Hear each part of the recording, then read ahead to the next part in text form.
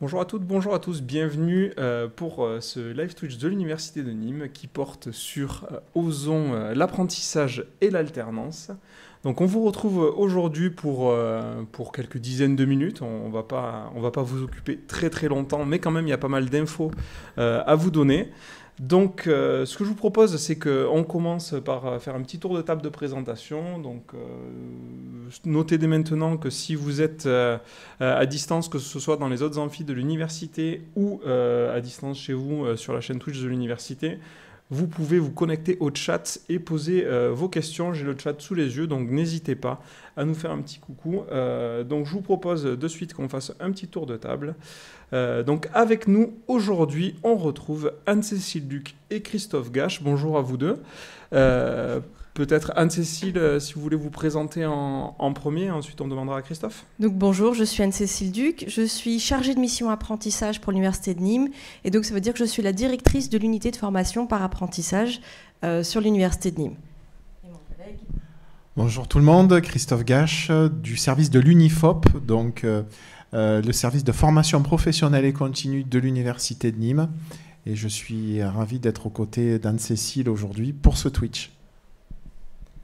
Très bien, mais merci beaucoup. Donc bon, moi pour noter, je suis Yannick Martiquet, je suis directeur de la recherche, donc j'ai pas de grand lien avec l'apprentissage de manière directe, mais j'ai le grand plaisir d'animer ce petit moment autour de ces thématiques-là sur l'alternance et l'apprentissage. Donc peut-être pour commencer, pour permettre aux personnes qui nous rejoignent de comprendre un peu mieux, est-ce qu'on pourrait savoir un petit peu ce que c'est ces dispositifs-là, alternance, apprentissage? Est-ce que c'est différent, en quoi et comment on peut y accéder? Alors l'alternance, en fait, c'est la situation où on va avoir des étudiants qui vont avoir un double statut, mais surtout qui vont avoir un calendrier particulier. Ils vont être parfois à l'université avec des cours, des versions classiques, et qui vont parfois être dans l'entreprise avec des calendriers qui sont particuliers. La distinction entre l'alternance et l'apprentissage, ça va se passer plutôt au niveau du contrat, en fonction de l'âge et en fonction de ce qui est demandé par les entreprises. Pour l'apprentissage, c'est surtout à destination des étudiants, pour la plupart des étudiants qui ont moins de 30 ans et qu'on va retrouver au niveau, souvent sur l'université, licence pro ou master. Pour l'alternance, du coup, c'est Christophe qui est un peu plus l'expert. Alors, quand on parle d'alternance, à la base, l'alternance, ça se découle en deux types de contrats. On a le contrat d'apprentissage et on a le contrat de professionnalisation. Un petit peu, ouais, ça grésille un voilà. petit peu. Et en fait, ouais, il y a quelques particularités entre ces deux types de contrats, donc entre le contrat d'apprentissage et le contrat de professionnalisation. Il y a, on va dire, une limite d'âge au niveau du contrat d'apprentissage parce que généralement c'est jusqu'à 30 ans et il n'y a pas de limite au niveau du contrat de professionnalisation. Après on le verra je pense dans le défilé des différentes diapositives, il y a également des différences en termes de salaire. Voilà principalement, mais vous aurez les tableaux qui vous renseigneront sur les différents pourcentages du SMIC au vu de ces deux contrats. Bien, merci. Je pense qu'on peut peut-être poursuivre ça. Je sais que vous aviez prévu de parler de quelques chiffres aussi pour parler un petit peu de ce qui se passe à l'université. C'est ça. Donc, à l'université de Nîmes, on va pas mal d'apprentis. On a inscrit, du coup, pour l'année 2023-2024, presque 140 apprentis, sachant qu'il y a 5500 étudiants, donc c'est quand même un pourcentage d'apprentis qui est pas négligeable. Et ces apprentis se répartissent sur 15 formations. Donc les formations qu'on a qui sont ouvertes à l'apprentissage sont de deux niveaux, le niveau licence professionnelle et le niveau master. Donc on a 9 licences professionnelles qui vont ouvrir ou qui seront ouvertes à l'apprentissage en septembre 2024 et 6 masters. Et ce qui est vraiment très intéressant pour la partie apprentissage, c'est le taux d'insertion. Il y a un taux d'insertion professionnelle à 18 mois qui est de 96%, donc ça c'est les chiffres de 2018. Donc l'apprentissage représente un atout certain pour les étudiants qui ont la possibilité de bénéficier de ce double statut. Très bien, donc c'est vrai qu'effectivement ce chiffre-là, on en parle, mais c'est quand même représentatif. Bon, même si l'université, globalement, et c'est plutôt une bonne nouvelle, a de très bons taux d'insertion, là, 96% sur un chiffre à 18 mois, c'est quand même quelque chose d'assez remarquable. Donc ça montre bien que ces outils-là fonctionnent. Ensuite, on parle un petit peu de l'alternance peut-être, si c'était bien le plan, si je ne me trompe pas. Il me semble que oui. Donc si vous aviez peut-être quelques infos à nous donner sur les avantages. Alors l'avantage d'être un alternant, l'aspect vraiment important, c'est l'aspect de la rémunération. Donc il y a une rémunération qui va être mensuelle, qui va donner à l'alternant. Et il y a un certain nombre d'autres critères qui vont permettre justement d'atteindre ce taux d'insertion dans l'entreprise avec une facilitation de la transition entre l'école et l'entreprise parce que les alternants sont intégrés dans l'entreprise au cours de leur cursus universitaire. Ils y bénéficient du coup d'une expérience professionnelle qui va être reconnue sur le marché du travail. On n'est pas en stage, on est vraiment là pour apprendre un métier durant la partie de l'entreprise. Il y a la formation qui va être gratuite, donc au sein de l'université, les étudiants qui sont apprentis bénéficient du coup de la prise en charge des frais d'inscription et la formation est complètement gratuite. Il n'y a pas de reste à charge, que ce soit pour l'entreprise ou pour l'apprenti. Il y a aussi un certain nombre d'avantages qui sont davantage propres à l'entreprise d'accueil. Ça, bien entendu, ça va dépendre des entreprises dans lesquelles... Oui, donc on a peut-être effectivement quelques entreprises qui nous regardent. Donc on peut leur parler un petit peu de tous ces avantages aussi. Et donc l'avantage d'avoir des alternants, ça veut dire que ça va être des personnes qui vont être rapidement opérationnelles. Ce n'est pas des stagiaires qui vont arriver avec une mission très définie, très précise. C'est des personnes qui vont être présentes tout au long de l'année au sein de l'entreprise pour lesquelles les informations théoriques sont fournies de manière appropriée au long du cursus universitaire. Et donc, ça va vraiment être des personnes qui vont être fonctionnelles dès le début et qui vont être présentes tout au long de l'émission. Ça va permettre aussi un certain renouvellement des compétences pour ces entreprises, avec du coup l'apport de sans frais, si je puis dire, de la part de ces alternants qui arrivent. Et pour les entreprises qui se posent la question d'embaucher par la suite, ça constitue aussi vraiment une version... presque situation réelle d'un stage de pré-embauche. Elle bénéficie bien entendu d'exonération des charges patronales et pour les contrats qui sont signés jusqu'au 31 décembre 2024, il y a une aide exceptionnelle de l'État et cette aide exceptionnelle de l'État, elle couvre quasiment le salaire pour les licences pro. Alors, je vais rebondir, Anne-Cécile, parce qu'en fait, cette aide exceptionnelle, elle est sanctuarisée jusqu'en 2027. Donc, cette aide de 6 000 € par contrat, je dis bien par contrat et non pas par année, attention, par contrat, signé jusqu'en 2027. Merci pour la mise à jour, parce que du coup, c'est vraiment une aide qui est pas du tout négligeable et ça couvre quasiment le salaire d'un étudiant ou d'une étudiante apprentie en licence pro. Donc, ça permet d'avoir quelqu'un qui va être fonctionnel, qui va être présent tout au long de l'année, donc qui va vraiment pouvoir aider l'entreprise à fonctionner sur les différentes missions tout au long de l'année à un coût finalement très, très faible pour l'entreprise. Donc c'est vraiment aussi une belle opportunité pour les entreprises, non seulement de disposer de personnel supplémentaire, de contribuer aussi à leur formation. On sait que ça compte pour pas mal d'entrepreneurs aussi d'avoir cette contribution-là, et donc en plus avec des conditions fiscales et financières qui sont vraiment intéressantes. Oui, Christophe ? Je rebondis sur quelque chose vis-à-vis de ce que tu viens évoquer. Effectivement, l'apprenti est salarié de l'entreprise, mais il n'apparaît pas dans le décompte des salariés de l'entreprise. C'est-à-dire que concrètement, une entreprise de 10 salariés, si elle recrute un apprenti, elle va rester à 10, elle ne va pas passer ce fameux cap des 11 salariés qui, dans certains cas, voilà, ça peut avoir des incidences. Donc, c'est vraiment tout bénéfique pour l'entreprise parce que le jeune est salarié de l'entreprise, mais sans apparaître dans le décompte. Donc, ça ne fait pas franchir de cap, notamment. Donc, c'est vraiment que ça constitue que des avantages. Oui, complètement. Juste, je fais un petit rappel, évidemment. N'hésitez pas, si vous avez des questions, vous pouvez les poser directement dans le chat. J'ai les yeux sur le chat, donc n'hésitez pas à participer avec nous. Ou si certains sont alternants et veulent partager leur expérience, c'est aussi le moment. Donc n'hésitez pas, on suit tout ça. Peut-être, moi je me pose la question de peut-être quel mode de fonctionnement, quelle spécificité il peut y avoir pour ces étudiants-là qui ont un statut particulier par rapport à un étudiant qui va être en formation initiale. Donc effectivement, ça va constituer un rythme très soutenu parce qu'en fait, un alternant va devoir s'occuper donc de la gestion de sa vie universitaire, donc les cours, les TD, les rendus qui sont nécessaires pour cette vie universitaire, et aussi avec une vie professionnelle active, donc l'implication dans l'entreprise, les missions au sein de l'entreprise. Donc c'est un rythme soutenu.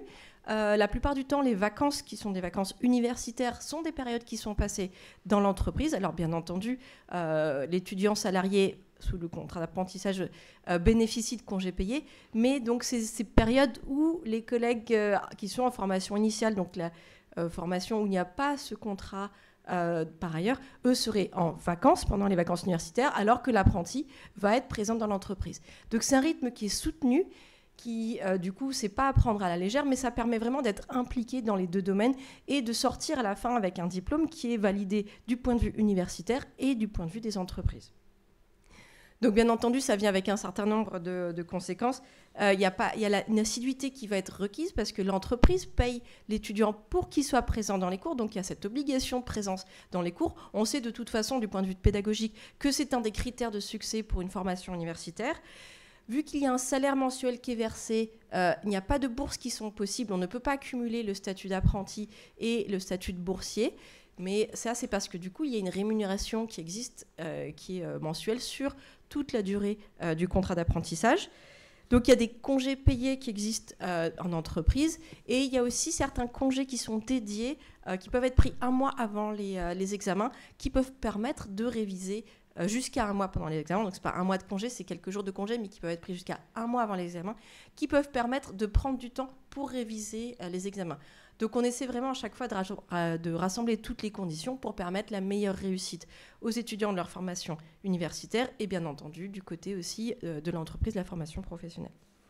Et la spécificité aussi, c'est la sécurité sociale qui est un petit peu différente. Mais ça, c'est plus du coup le rattachement au régime général des salariés, ce qui fait que cette expérience, elle est vraiment valorisée au point de vue entreprise.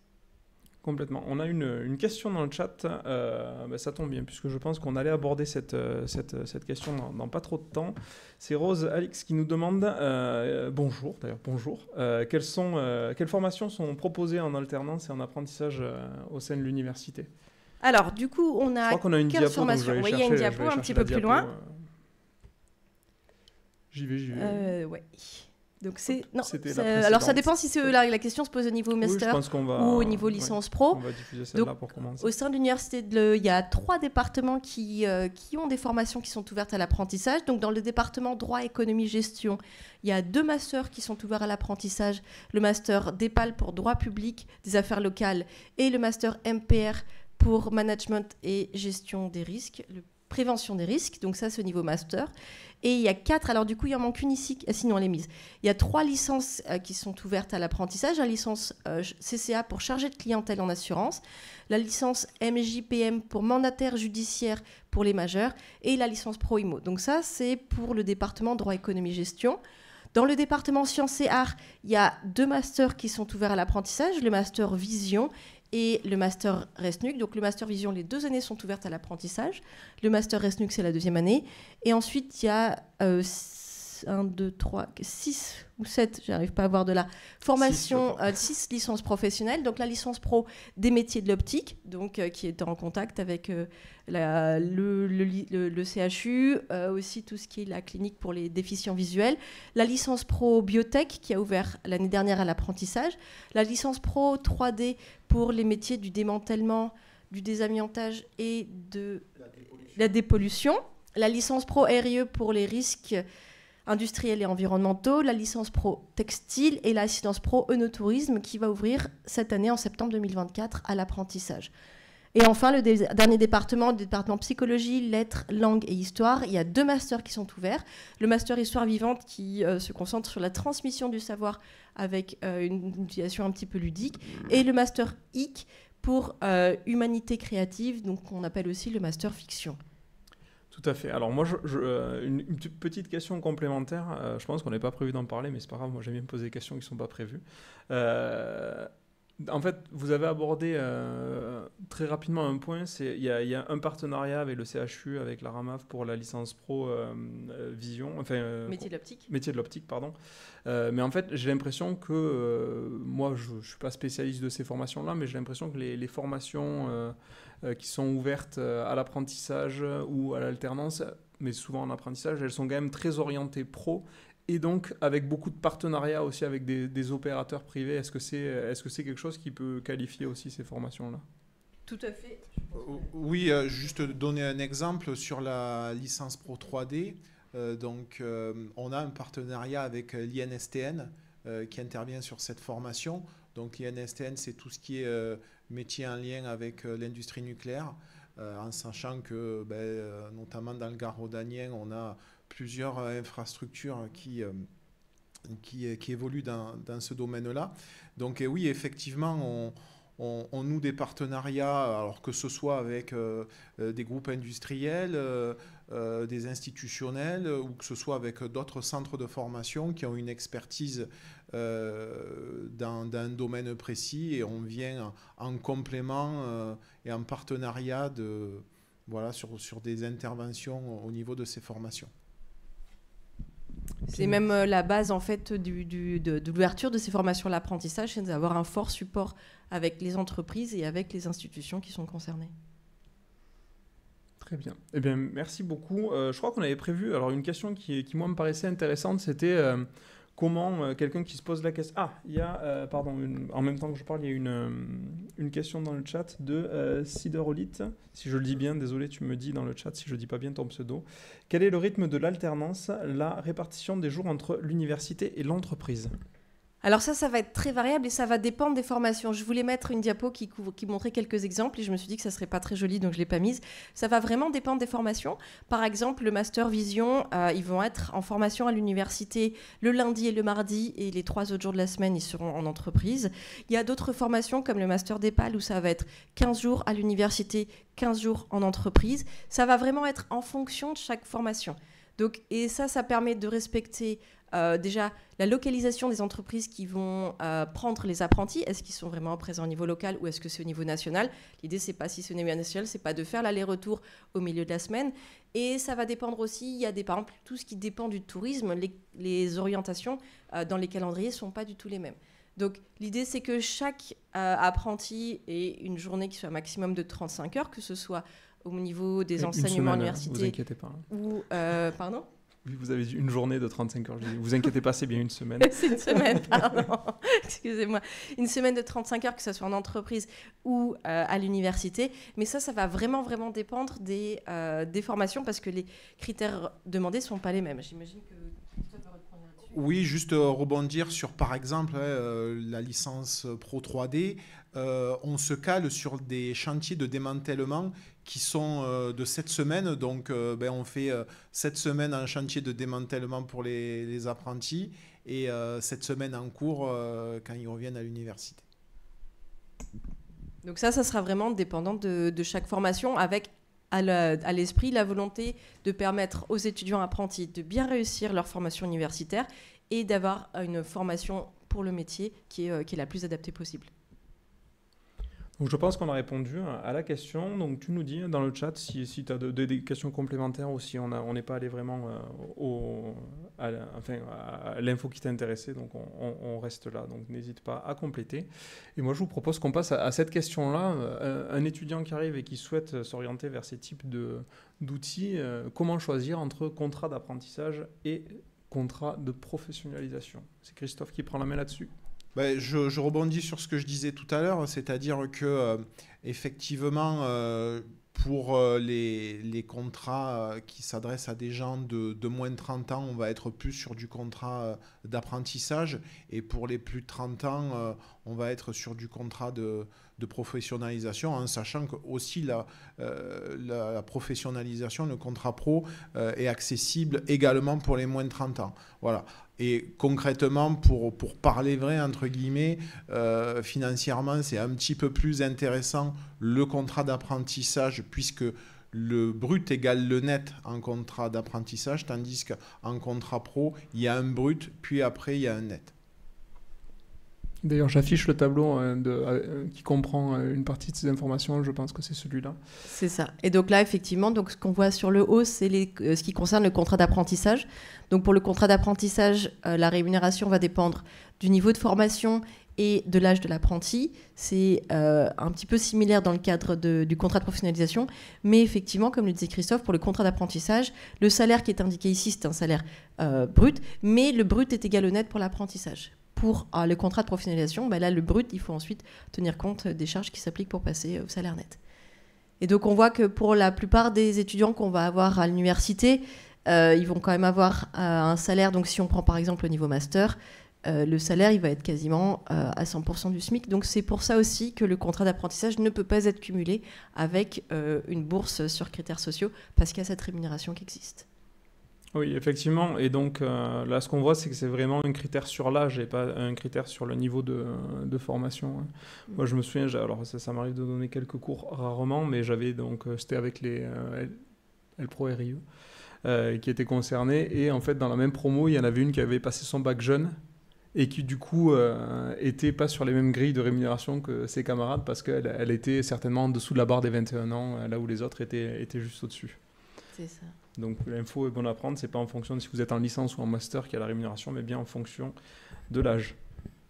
Et sachant que du coup, pour les apprentis, il y a un certain nombre d'aides qui peuvent s'ajouter. Il y a des aides au permis qui existent. Pour les apprentis qui veulent partir à l'international, il peut y avoir des aides aussi pour effectuer une partie de ce contrat d'apprentissage à l'international. Il y a quelques aides qui peuvent se rajouter aussi. Et bien entendu, les avantages en fonction des entreprises et des conditions des entreprises. D'où les apprentis ont signé leur contrat. Oui, ça peut être notamment la mutuelle, les tickets restaurants aussi, ou tout autre avantage qui peut être proposé dans telle et telle entreprise. Je rebondis sur ce qui était dit tout à l'heure, c'est que l'apprenti est également salarié, donc bénéficie des mêmes droits et avantages que les autres salariés de l'entreprise. Il y a un des avantages qui est du coup pas de l'argent qui est versé à l'apprenti, mais ça va être un certain nombre de repas Crous qui sont à un tarif très préférentiel pour justement être capable de compenser la situation où les apprentis ne peuvent pas être boursiers. Il y a un certain nombre de repas qui sont disponibles pour chaque apprenti sur l'année. Très bien, merci. Alors pour ceux qui sont intéressés, je vous laisse encore 3 secondes pour faire une impression d'écran de ce tableau-là, hein, bien que l'Unifop reste à votre disposition pour répondre aux questions. Et ensuite, on va passer à la suite. Donc on a déjà abordé ensemble les questions des formations ouvertes à ces dispositifs en apprentissage tout à l'heure. Est-ce qu'il y avait des choses que vous souhaitiez rajouter là-dessus ou on passe directement à la suite? Donc là, il y a effectivement les masters aussi qu'on avait ciblés. Ouais, donc là, j'avais séparé par master et par licence pro. Et du coup, pour la licence pro, il manque la licence pro IMO. Donc la distinction, juste pour clarifier un petit peu, si vous pouvez repartir sur la diapo précédente, s'il y a écrit M2 ou s'il y a écrit M, dans le cadre du M2, c'est juste la deuxième année qui va être ouverte à l'apprentissage, alors qu'il n'y a pas précisé M2, c'est les 2 années de formation qui sont ouvertes à l'apprentissage. Ça veut dire que ça permet une rémunération de l'étudiant sous le statut étudiant et apprenti sur les 2 années du master. Donc en licence pro, forcément, il y a une seule année qui est sous ce format-là.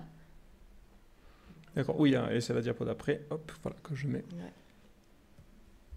Donc là, on voit pour les licences pro, elles sont surtout sur 2 départements, le département droit, économie, gestion et le département scientiaire.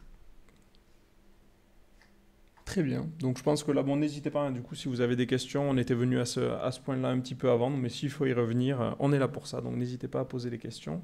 Et ensuite, moi, j'aurais aussi une question pour la suite, c'est, bon, ben, maintenant qu'on a vu un petit peu ce que c'est, quelles sont les modalités, ben, comment on fait maintenant, une fois qu'on souhaite bénéficier d'un de ces dispositifs-là? Alors du coup, on a la diapo qui est juste après. Donc l'idée, c'est d'abord de définir son projet professionnel, d'avoir une idée de ce qu'on voudrait faire comme métier. Et donc là, de la période, on est donc en début mars. Donc il faut vraiment travailler sur son CV, sa lettre de motivation. Parce que pour pouvoir être sous le statut d'alternant, ça veut dire qu'il va falloir avoir un contrat avec une entreprise. Donc pour pouvoir avoir un contrat avec une entreprise, il va falloir avoir un CV et une lettre de motivation et donc être capable de démarcher ces entreprises pour essayer de décrocher un entretien d'embauche et ensuite un contrat. Et donc cette recherche, il faut vraiment que ce soit une recherche active. Il y a bien entendu, pour les formations qui ont été ouvertes depuis plusieurs années, des entreprises qui vont solliciter l'université pour proposer des contrats, mais ce n'est pas forcément les entreprises dans lesquelles les apprentis veulent effectuer leur cursus, parce qu'il faut vraiment comprendre que ce contrat d'apprentissage ou ce contrat d'alternance, c'est une opportunité pour l'étudiant d'investiguer un domaine d'expertise particulier, une entreprise ou un type d'entreprise en particulier. Donc il faut vraiment être proactif et mettre en place du coup cette démarche. Tout à fait. En fait, il y a deux choses. Il y a le marché caché et il y a le marché ouvert. Le marché caché, c'est en fait le fait de pouvoir démarcher, de faire des candidatures spontanées dans des entreprises qui déposent pas nécessairement une offre. Donc ça, c'est le marché caché. Puis il y a le marché ouvert, c'est quand il y a une entreprise qui dépose une offre ou plusieurs offres en alternance. Donc l'avantage du marché caché, c'est qu'il y a peut-être parfois un peu moins de concurrence, mais le marché ouvert, quand il y a une ou plusieurs offres de déposer, il va y avoir certainement plusieurs candidats du même âge ou qui ont suivi le même type de formation qui vont candidater. Et pour chaque candidat, il va falloir se démarquer, donc être entre guillemets un peu en compétition avec d'autres candidats et candidates dans le but de pouvoir obtenir le poste qui est convoité. On a Sider Olit qui pose une autre question qui nous demande comment faire pour chercher un contrat d'apprentissage. Tu as répondu en partie. Est-ce qu'il faut chercher un master avant ou l'entreprise avant? Alors, apparemment, c'est une très bonne question. C'est une très bonne question. Je vous remercie de l'avoir posée. Non, en fait, c'est toujours mieux si on peut, faire des recherches avant. Pourquoi ? Parce qu'il y a beaucoup de jeunes qui cherchent de l'apprentissage et tant mieux. Donc voilà, il y a ce principe entre guillemets de concurrence parce qu'il n'y a pas non plus pléthore de contrats dans les entreprises. Très souvent, on est sur des TPE, PME et ce genre d'entreprise, ils vont prendre un apprenti, ils ne vont pas non plus en prendre 10. Donc voilà, il vaut mieux se mettre en recherche active le plus tôt possible, mais surtout il faut pouvoir définir son projet professionnel parce que le risque c'est quoi ? Le risque c'est de mal définir son projet professionnel, candidater sur des contrats en alternance, trouver un contrat et puis après qu'il y ait une rupture de contrat. Et la rupture de contrat, c'est pas bon pour les différents acteurs. C'est pas bon pour le candidat parce qu'il va y avoir une frustration. C'est pas bon pour l'entreprise parce que chat échaudé, craint l'eau froide.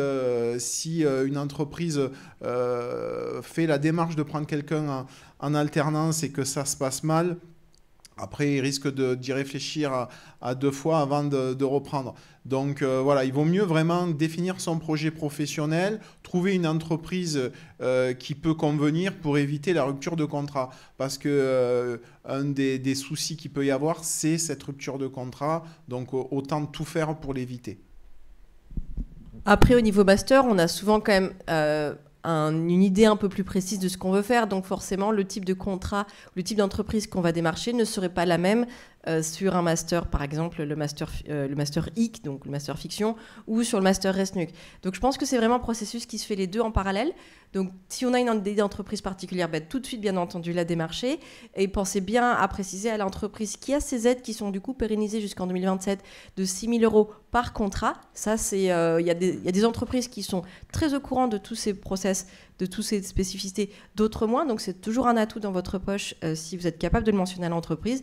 Et de toute façon, après, le contrat d'apprentissage doit être validé par le responsable pédagogique du master pour s'assurer que les missions qui sont proposées dans ce contrat sont bien en adéquation avec la formation proposée pour éviter une situation d'échec, bien entendu. Très bien. Vu que l'heure avance et qu'on sait que notamment sur notre site où le live est diffusé, on va bientôt fermer. Donc je me permets d'afficher les contacts derrière vous. Donc pour l'université de Nîmes, donc c'est le service Unifop avec Anne-Cécile Duc et vous avez aussi Christophe Gage que vous retrouvez et vous avez aussi les contacts pour le CFA en Sup LR. il y a une autre diapo de contact où vous retrouvez donc, les contacts de l'Unifop. Là, c'est plus pour contacter directement Christophe Gache et son équipe.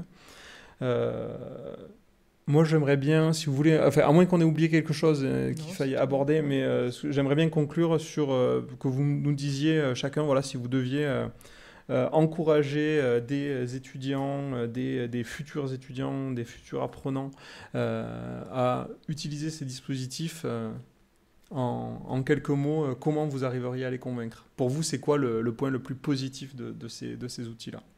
Alors, je pense que c'est vraiment, pour l'apprentissage, c'est ce qui permet de découvrir la vraie vie. C'est pas un stage, l'apprentissage. C'est vraiment, on est impliqué dans l'entreprise, on est impliqué sur des missions tout au long de l'année ou des 2 années de formation. Et ça, vraiment, ça compte. C'est quelque chose qui est valorisable pour de vrai dans le milieu de l'entreprise. Alors qu'un stage, c'est très important, mais c'est pas cette version longue durée et une bonne compréhension forcément du milieu. Tout à fait. Et puis moi, je rajouterais que l'apprentissage, l'alternance, c'est la possibilité de développer des compétences. Et les compétences, c'est quoi? C'est la somme des savoirs théoriques, donc des choses apprises à l'université, et des savoir-faire pratiques, donc apprises notamment en entreprise, dans le cadre d'un véritable contrat de travail aussi, hein, qui est le contrat en alternance, soit de l'apprentissage, soit du contrat pro. Et puis tout ça, ça donne la possibilité au niveau d'un parcours de développer autre chose qui est la valeur ajoutée. On oublie trop, mais la valeur ajoutée, c'est quoi? C'est le petit plus qui peut faire la différence par la suite sur un CV. Des choses qu'on a appris spécifiquement dans une entreprise qu'on va pouvoir se servir après tout au long de sa carrière. Très bien. Eh bien, il me reste à vous remercier tous les deux d'avoir participé à cet exercice qui est pas si évident que ça. Merci. Le live, on a eu un peu d'interaction avec le chat, c'était très sympa, très instructif. En tout cas, on a appris beaucoup de choses, on a balayé beaucoup d'infos, beaucoup de thématiques. Ce qu'on peut recommander, c'est n'hésitez pas à venir, à poser vos questions. On est encore sur le site Vauban jusqu'à 16h aujourd'hui, si vous êtes dans le coin et que vous souhaitez poser vos questions. Donc n'hésitez vraiment pas, ça a été un plaisir pour moi d'animer ce petit moment. Merci à vous deux. De même, oui. Et puis, à bientôt tout le monde, à bientôt sur la Web TV Twitch de l'université. À bientôt dans les services pour les dispositifs d'apprentissage et d'alternance. Et bonne journée à tous.